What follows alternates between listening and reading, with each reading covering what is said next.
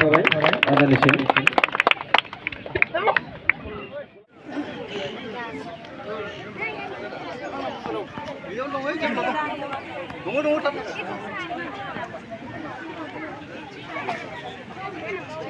मोसाग्लांनाय मोसानो नागिरदों आरोना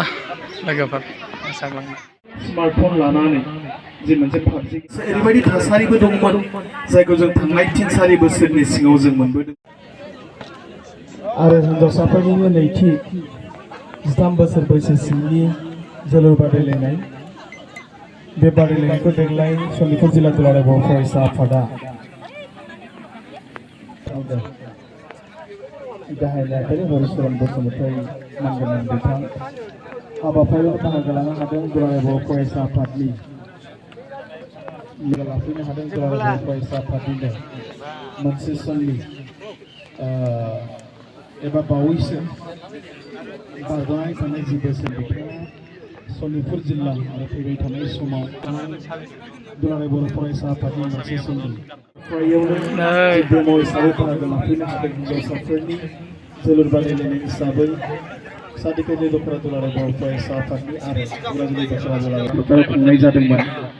दा बै बोसोरसालिया जथुम्मानि गेजेरजोंनो बे मोनसे गेदेरथार मिशन लायनाय मावथांखिखौ लानानै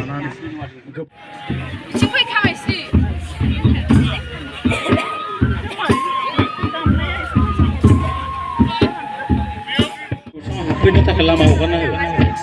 अननानै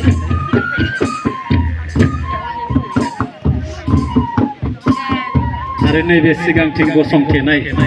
मानगोनां नायगिरि बिथांमोनखौ अननानै एसे साइड जाना होनो खावलायदों